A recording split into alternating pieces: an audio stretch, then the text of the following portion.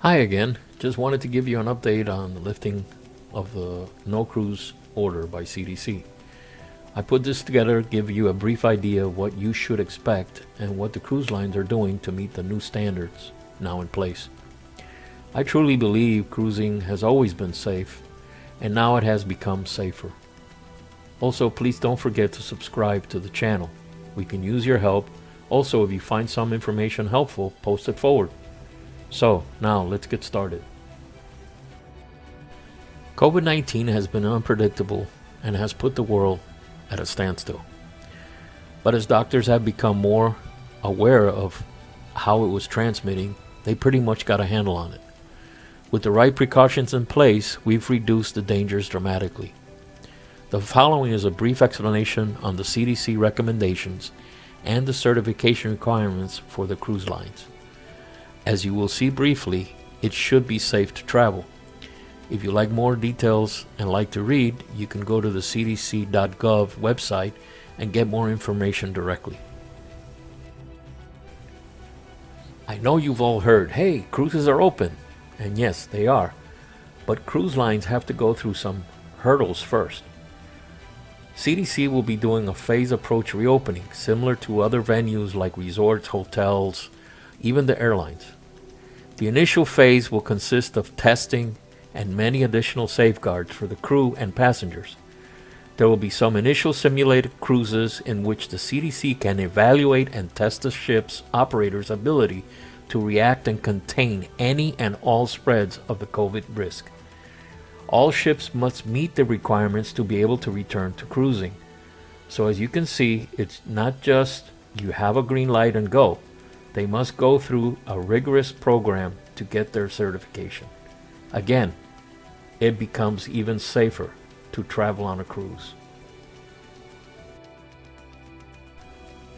One of the things people ask me the most is, so what happens if someone gets COVID while we're cruising? Number one, it would be highly unlikely with all the steps they are taking. You have to be tested before the cruise, and again when you board. You must have negative tests. If you do not, you will not be permitted to board. Crew members are also tested before boarding ship.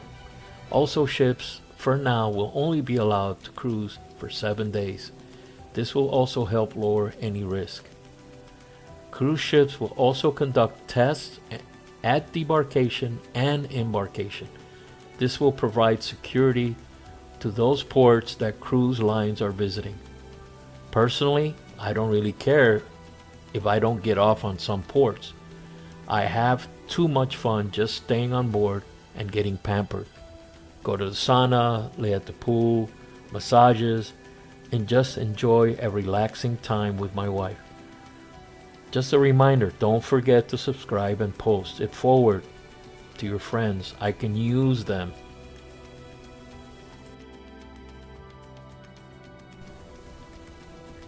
Here is something you should be aware of. You will have to wear a mask that is approved by CDC. That means no bandanas. Throughout the ship, in the common areas, as well as when you're in line for a restaurant. Obviously, you will be able to take it off while eating. If while on board ship, you get a cold or someone reports you a suspect of being sick, the ship will have no choice but to test you, as well as anyone in your area. If you found to be tested positive, you will be quarantined in an area which has already been designated and blocked off from the rest of the ship. Ships must meet hygiene standards. Don't know about you, but I always thought they were pretty clean. With all the washy-washy before you enter the dining rooms, etc., well, I can tell you it will be more stringent. In any areas you are going to, shows, restaurants, and sporadically throughout the ship. Restaurants will have similar rules as your local restaurant. You will have a 6-foot social distancing, wearing of masks, except when you're sitting to eat. Also, there will be no more buffets. You will have to be served. That means no more piling on your plate.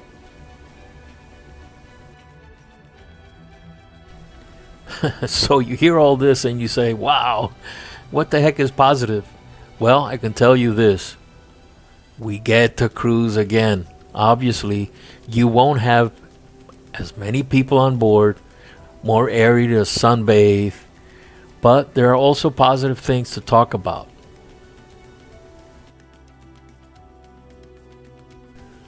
Some cruise lines have installed H13 HEPA filters, which they indicated will remove roughly 99.95% airborne pathogens, which is pretty good. Some have 100% outside air, similar to what you have in hospitals.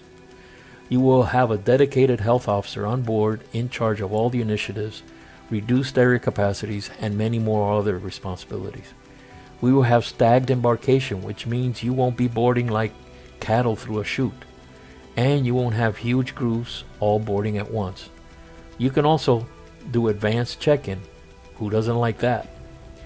They will have touchless thermometers and will be periodically checking temperatures indiscriminately. All ships' walkways and common areas will be fogged, as well as terminals. If you've ever been to a resort lately, that's what they do. Cabins will also be cleaned and sanitized. Someone asked me the other day, so when ship comes to port, they have to sanitize my room? Yes, that's correct. Think of it this way. If you went to a hospital, that's what they do as well. So please, if you're going to cruise, let's do it safely with the recommended precautions that are in place. This way we don't get shut down again. It's up to us to do our part and cruise responsibly. But let's cruise! Oh, and don't forget, subscribe to my channel and post it forward. I need friends. Friends, I need friends.